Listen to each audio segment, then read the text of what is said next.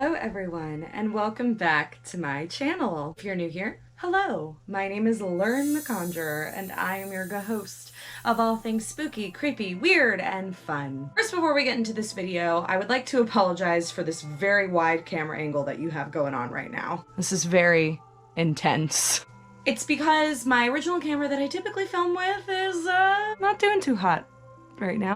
And I am using a different one. So sorry about that. I'm very excited for this video because it's my very first YouTube collab. I made it! This collaboration is with the very talented and very lovely Discovering the Art of Living. Suzie Q, and her channel is all about fun crafting and DIYs and just like overall some really great art. She's very supportive, very loving, and I think that we need more people like her in the YouTube art community. So naturally, I was very honored when she made this idea for the 12 weeks of Christmas, where she would be highlighting different movies on her channel that had to do with Christmas and would do a fun craft or something creative to go along with that theme. And so I chose the theme of A Christmas Carol. Spooky and ghosts and Christmas, my favorite thing. Well, naturally, my Christmas Carol contribution is almost what I do for my series called Conjuring Canvases. Conjuring Canvases is a show that I started here on YouTube when I first started. It's a show where I highlight a creepy topic and I tell terrifying tales while creating spooky art. So if you'd like to see a little bit of that, feel free to go ahead and check out this little phenomenon, if I'm pointing in the right direction. I don't know if I'm pointing in the right direction, but you get it. Feel free to check out the playlist Conjuring Canvases for some of my previous episodes. So for my collaboration video, I decided to paint my very original spooky Christmas time, where there's a little ghost unwrapping a Christmas present that is a cat ghost. I love ghosts and I love cats, so I feel like this is perfect. Well, not only will I be painting for you, I will also be telling you why we go through the tradition of telling ghost stories in Christmas time. Because you wouldn't think that those two would go hand in hand. Christmas and ghost stories seems kind of like two totally different holidays. But I'm sure some of you do know that this is an actual tradition, and A Christmas Carol does talk about ghost stories. Because it is a ghost story! The chosen medium that I did for my picture was watercolor, which I'm just gonna get out of the way, everybody. I suck at watercolor. But I was really inspired by another art channel. Their name is Neek Da Geek, and they recently did something in watercolor with watercolor pencils, and I was like, oh, I could probably do that too. I tried. And that's the most important thing, right? Alright, so thanks for tuning in. Here's my video of how I painted this cute little ghosty scene, and I hope that you enjoy.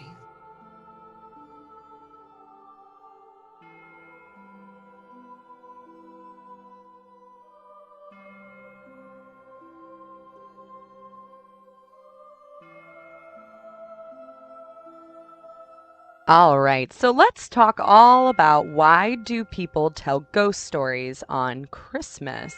So we all know the tale of the Christmas Carol and Ebenezer Scrooge, but he actually wasn't the first fictional character to see ghosts around Christmas time.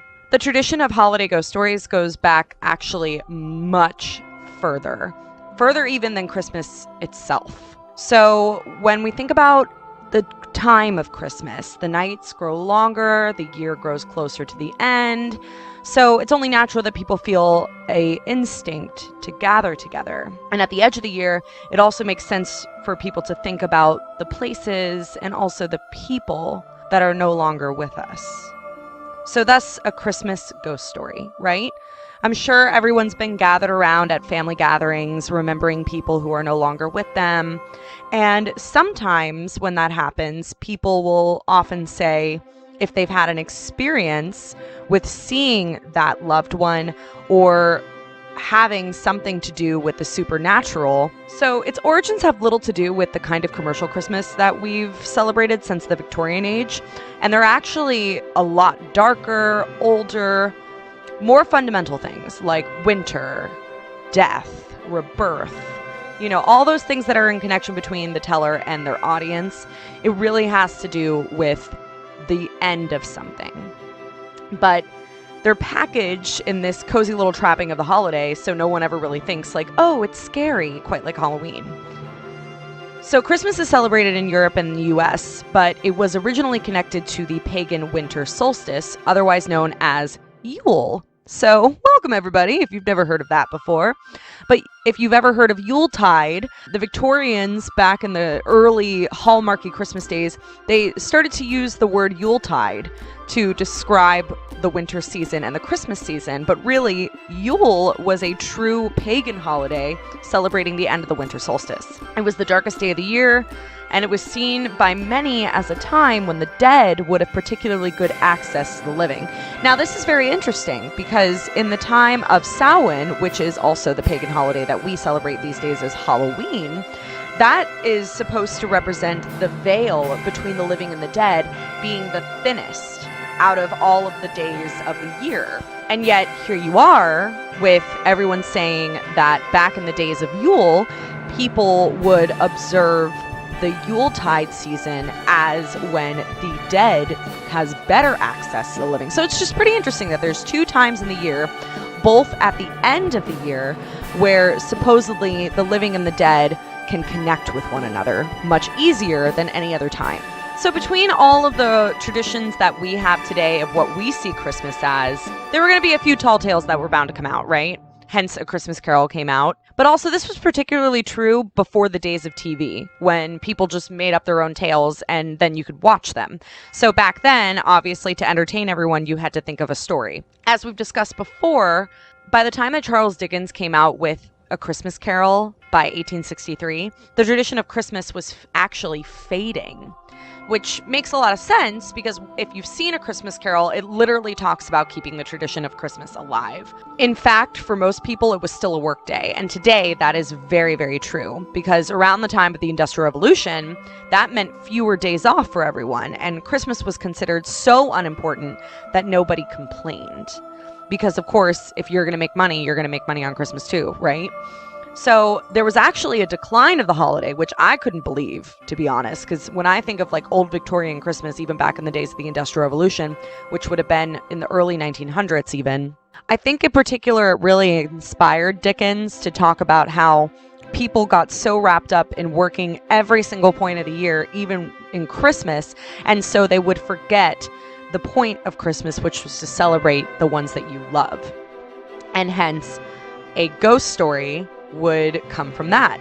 Now, medieval people from Britain and elsewhere also had Christmas ghost stories, but, you know, those have probably fallen by the wayside. I personally haven't been able to find any myself, but if you know any, please leave them in the comments because I would love to know.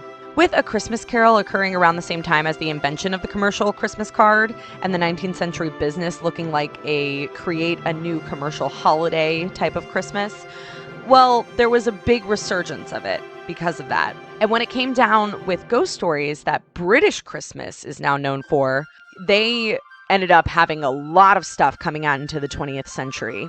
There were people like M.R. James, A.M. Barrage, J.H. Riddle. All these people came over and started writing Christmas ghost stories. So it's not just Charles Dickens out there. Now, the ghost story tradition has even made it into the modern times, and it's preserved in places in lyrics, like in The Most Wonderful Time of the Year, which is a very popular Christmas song, which includes the line "Scary Ghost Stories." And, you know, through the modern eyes, Halloween might be more appropriate holiday for ghosts, right? But again, you know what I'm going to say, Ghosties and Ghoulies, Halloween is every day. Christmas does make sense, though, for there to be ghost stories.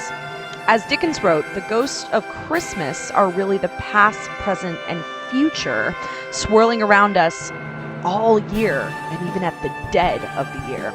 So they're really reminding us that we're all haunted all the time by good ghosts and by bad ghosts, and they all have something to tell us. Does your family celebrate a tradition where they share ghost stories during this time of year?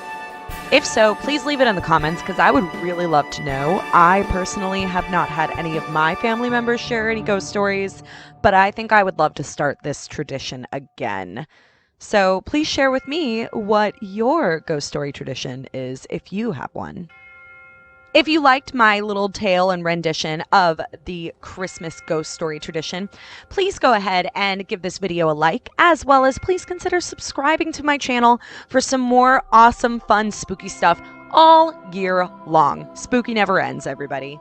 Thanks again so much to Disovering the Art of Living's channel. Suzie Q is amazing and wonderful, and I am very excited to have been a part of this collaboration with all the other artists as well.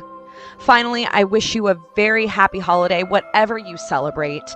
And remember the rules of conjuring, no matter what time of the year. Never play alone, never play in a graveyard, and always say goodbye. Goodbye, ghosties and ghoulies, and have a happy holiday.